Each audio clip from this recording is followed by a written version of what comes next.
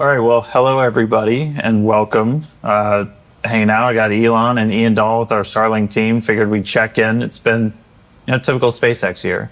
Launched a brand new vehicle, acquired XAI, now SpaceX AI, announced a Terra-sized chip building project, and so never a dull moment. Never a dull moment. Typical year. And so let's kind of wanted to connect some of the dots on how this all feeds into making life multiplanetary, starting to climb up the Kardashev scale, maybe show off some cool new AI sat stuff. Let's kind of start galaxy sized and bring people in with the Kardashev scale. What's the big picture? What's the big picture? What is the Kardashev scale? Like, how do you decide what progress the civilization has made? That's the most objective metric that any alien species, say, visiting us, would calibrate how much progress we've made as a civilization. And one of the most objective ways to do that is the amount of power that any given civilization has been able to harness. There was a Russian physicist, actually, I think, by the name of Kardashev, who thought about this, and I think it's a good way to characterize it, which is you can assess how well a civilization is harnessing the power available on the planet.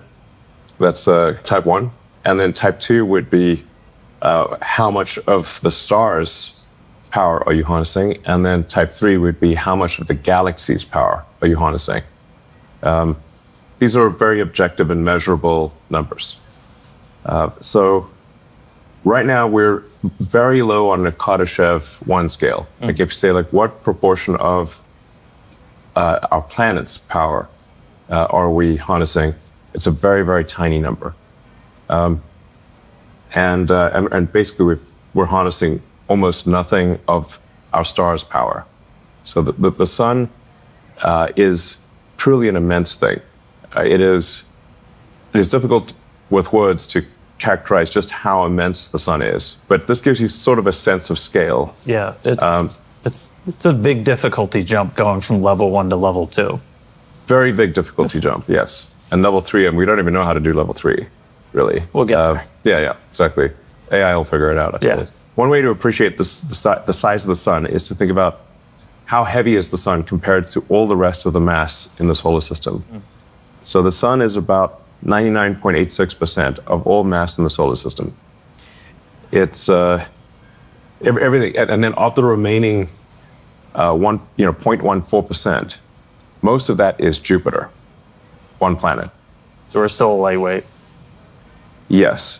The entire mass of Earth is in the tiny miscellaneous category. We're like Earth is a tiny dust mote compared to the sun. Well, but how much energy are we talking? Like coming from the sun, especially compared to what we're using here on Earth? Because it feels like... Yeah.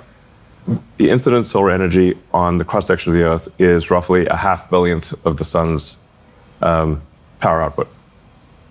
And the vast majority of that we cannot use because 70% of Earth is water. Yeah.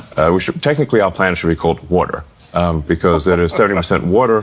And I think an alien civilization visiting us would be like, why are they calling it Earth when it is mostly water? We're the Greenland's not green of the solar system. Yeah. A bunch of exactly. Even we're 70% water. And then of the 30% that's land, a bunch of it is, Antarctica or, Siberia type of thing. Very northern Canada type of thing. Very difficult to, not places people typically want to live, and you're not going to get a lot of solar power at the poles. So the actual usable area of land where you can get solar power is quite small.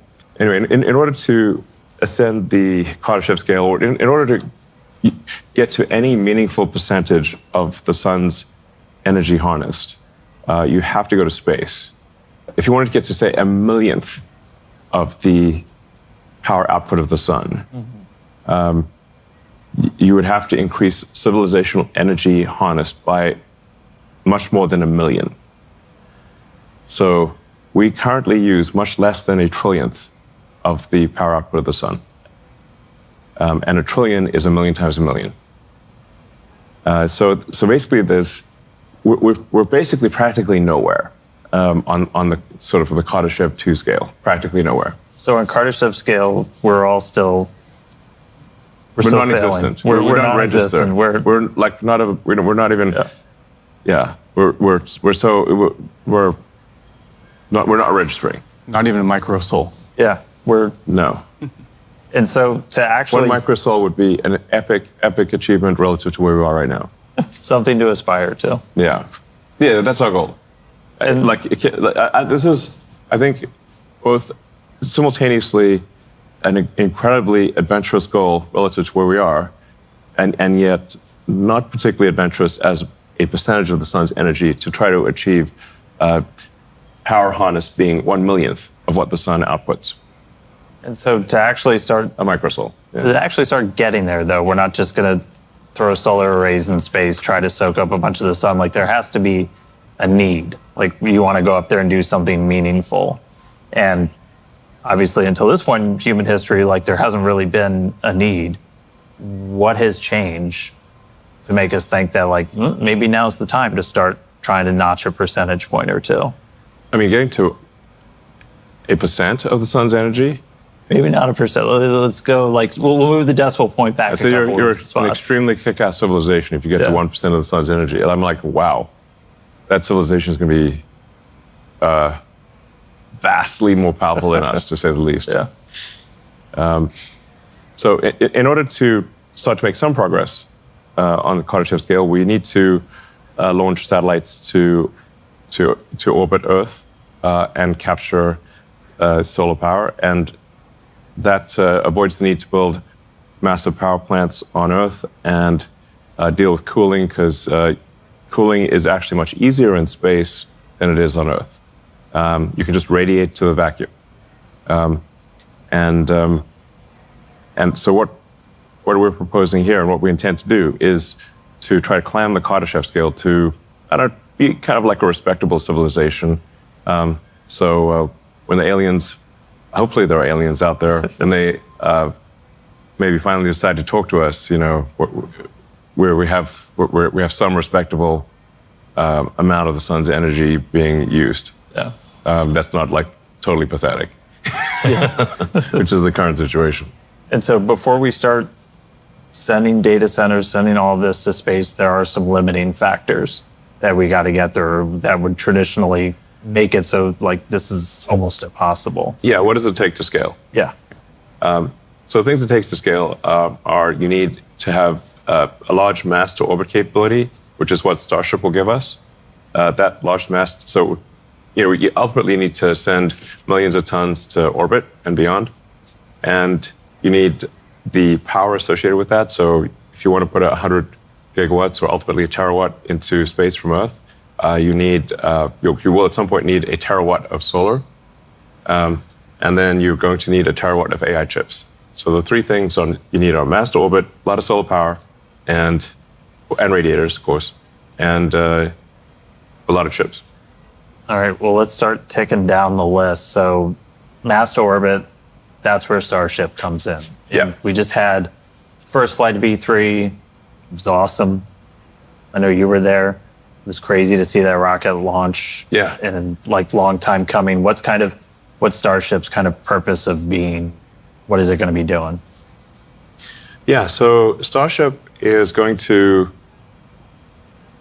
revolutionize space, really. It's the first rocket design that is capable of full and rapid reusability.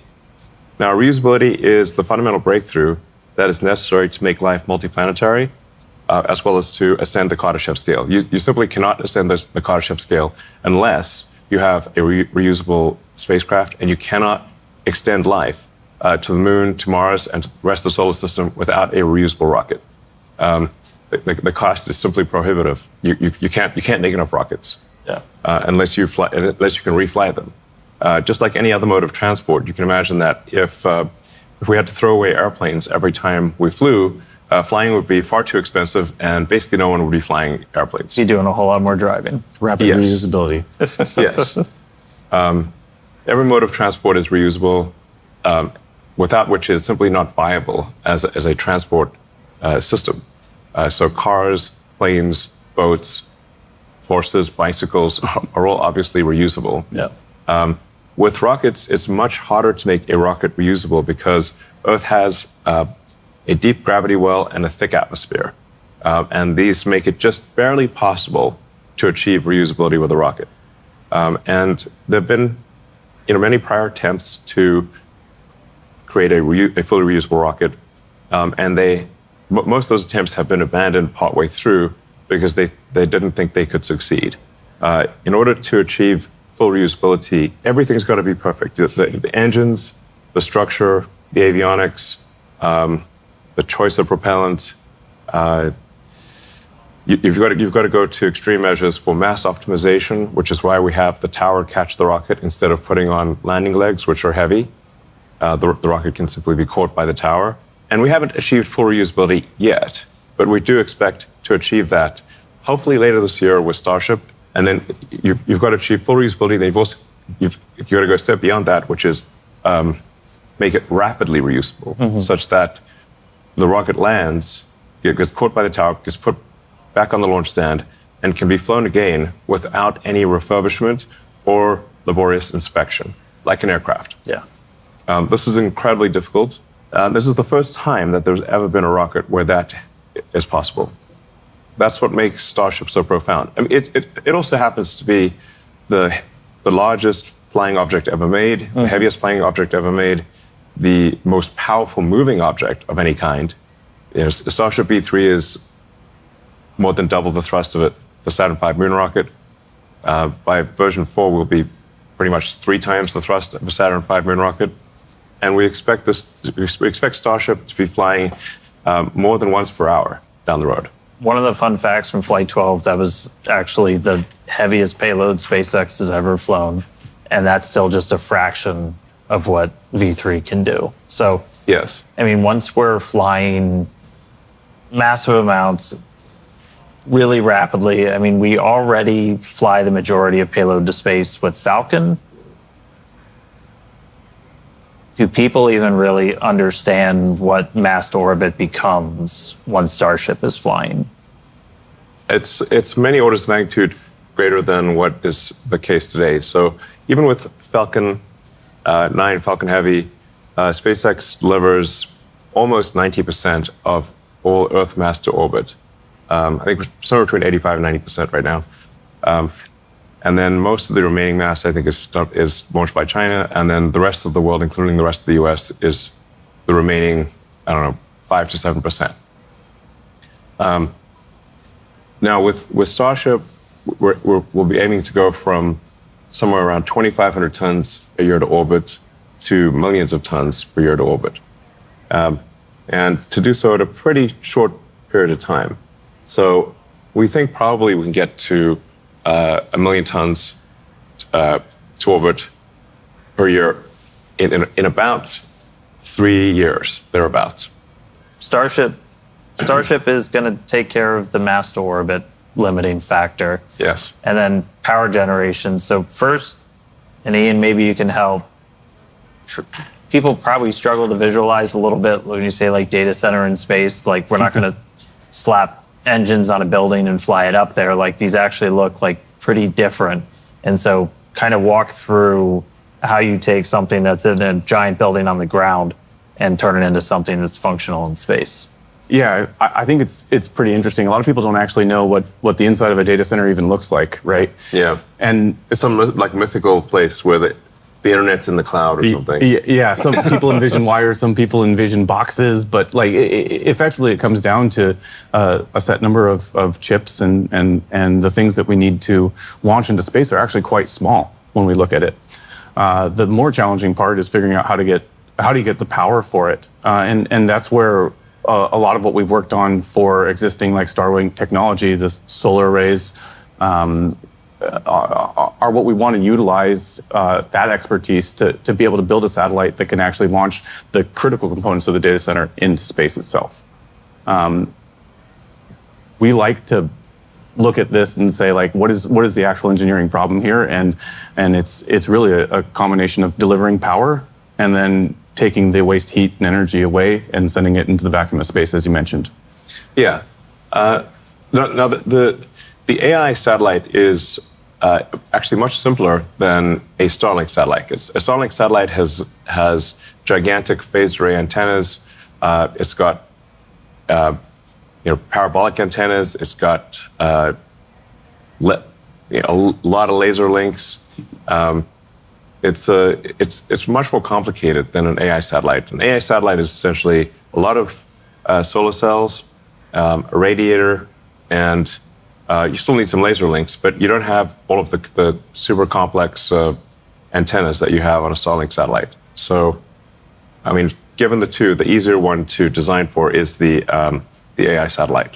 Yeah. It's just a little bit bigger.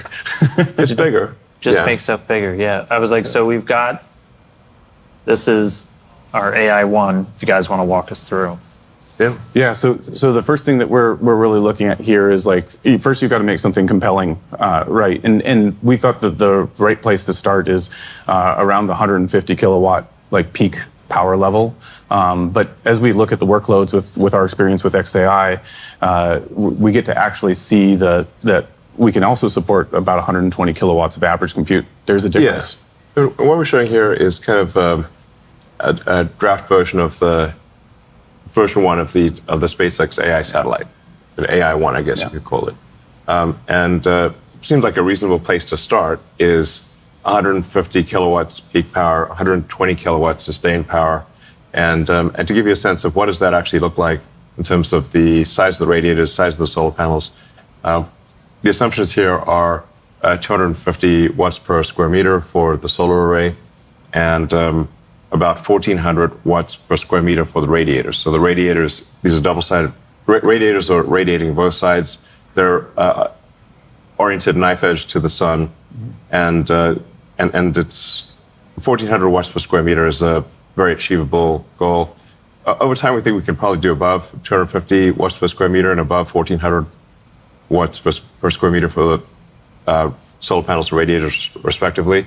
But this gives you like this is pretty much what the satellite's going to look like. Yeah. It's a lot of solar panels, radiator, and then everything else is pretty small by comparison. And these are like evolutions of things that we have actually already launched in our Starlink constellation to date. Yeah. That's really, I think, the cool part to me is that we're looking at solar technology that we already are going to use on the V3 Starlink vehicle. So I'm like really excited to then just take those and make it bigger. Yeah, part of what we want to convey here is that there's not some magic that's necessary that doesn't exist for the AI satellites. As Ian said, a lot of this is technology we've already made for the Starlink V3 satellites. So we basically don't think this is a super hard problem compared to things we already do. Mm-hmm. There would also be probably something on the order of a terabit of connectivity, of laser link connectivity from the satellite. Mm-hmm.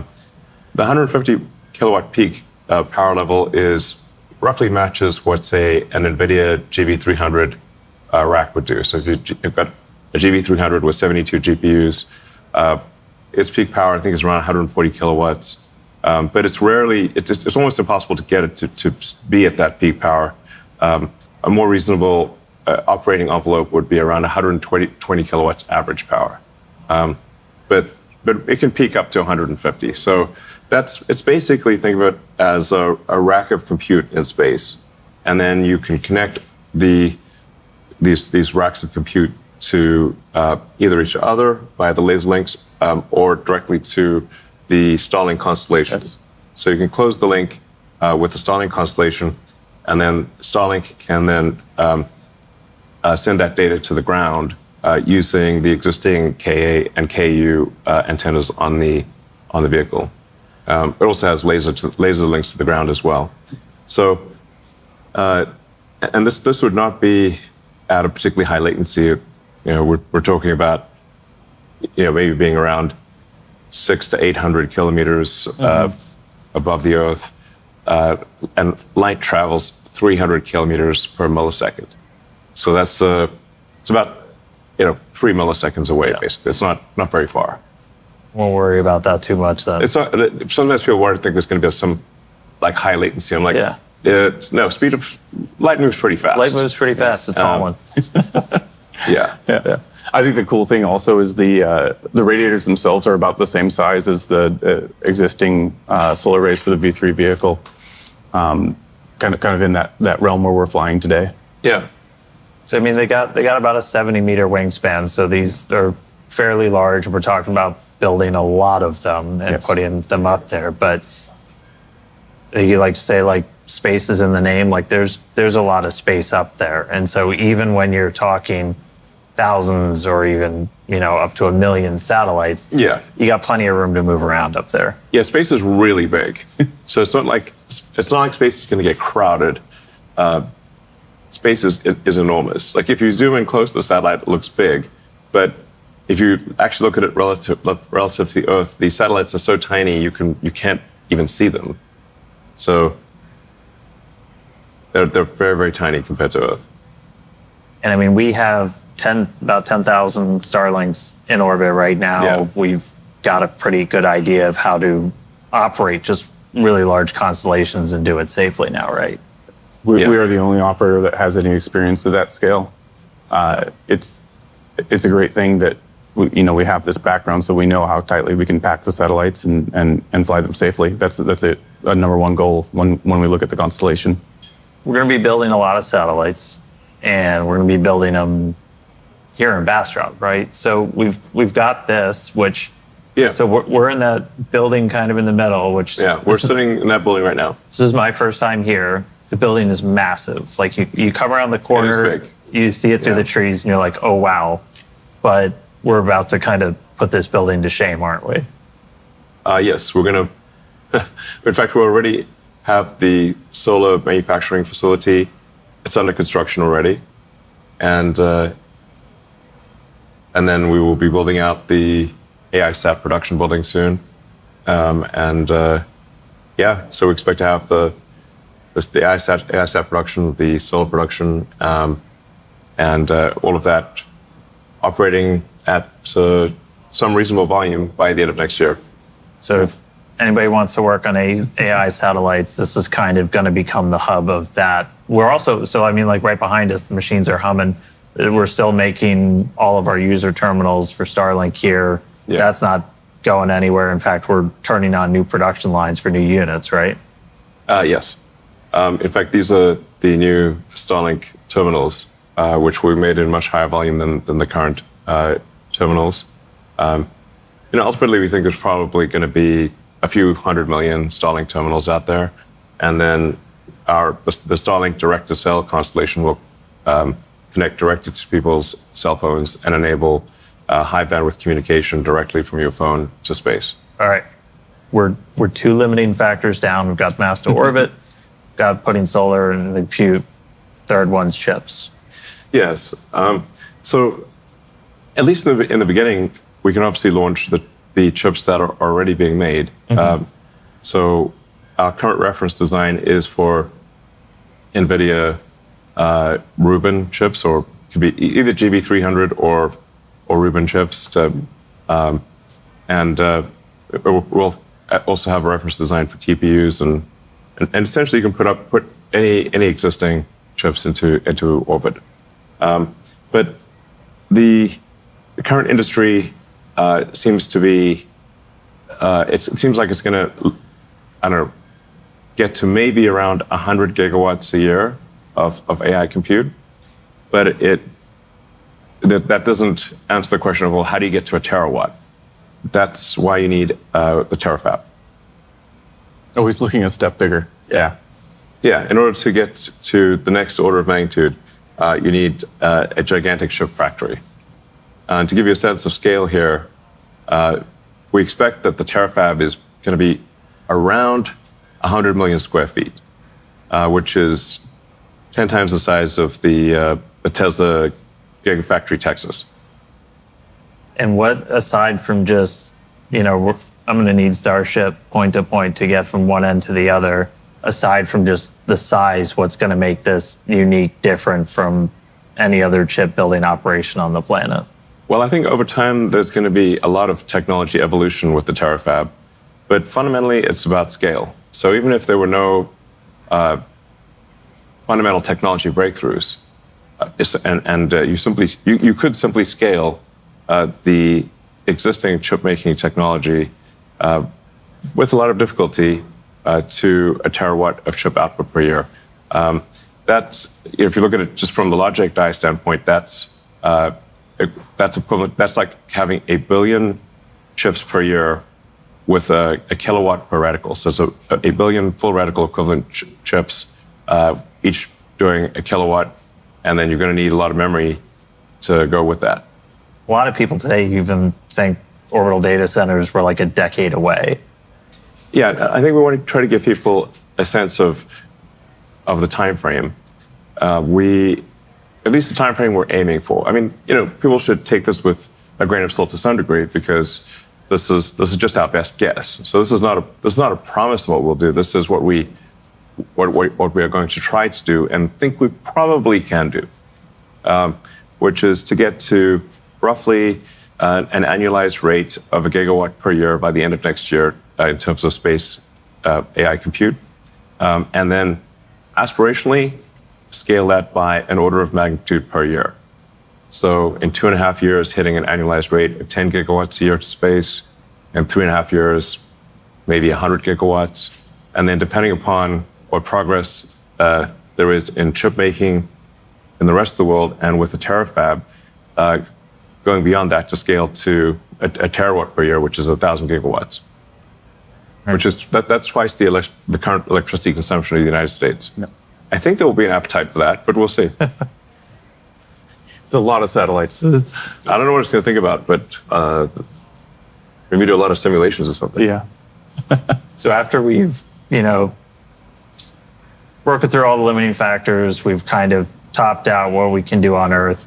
What is the next step to, again, try and actually notch maybe some percentage points towards becoming Kardashev level 2? Why stop there? Why think small? Because a terawatt actually is very small. Think small. That's not think small. So there is, in order to get to another 3 orders of magnitude to 1,000x from a terawatt per year, the only way that we can really see that you can achieve that is on the moon with a mass driver, essentially where you do local production of photovoltaics and solar and radiators on the moon. Maybe you bring the chips from Earth, or you could conceivably make the chips on the moon. But you need most of the mass to be made on the moon, so you don't have to transport it to the moon from Earth. And then because the moon has no atmosphere and only 1/6 Earth's gravity, you can accelerate the AI satellites into deep space without a rocket. So you can basically shoot them into space using an electromagnetic gun, like a rail gun type. I mean, it's basically a linear electric motor is a way to think about it. I think we can show people.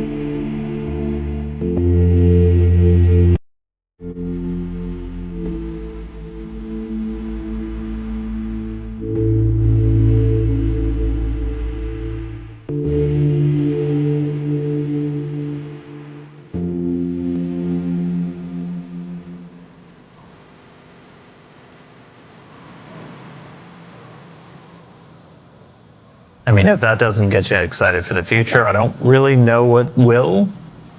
I'm fired up to see a mass driver on the moon. That would be very cool. Yeah. Sci-fi future. Yeah. Yeah. It would also mean that if we're bringing that amount of mass to the moon, it would mean that anyone who wants to go to the moon will be able to go to the moon. And I think that would be pretty cool. Yeah. I'm going to be jumping first in line to get up there. Yeah, I mean, everyone should go to the moon at least once, I think. Yeah. Just once. Yeah. You can move there if you want. You can go live on the moon. We'll see. Thanks, guys, for chatting with me for a little bit. All right. Excited to see a whole new kind of satellite, a whole bunch more Starship launches, more chips, more solar, more everything. It's a big future, but I'm excited to see everybody at this company go out and build. All right, sounds good. It's exciting. Great. Thanks, guys.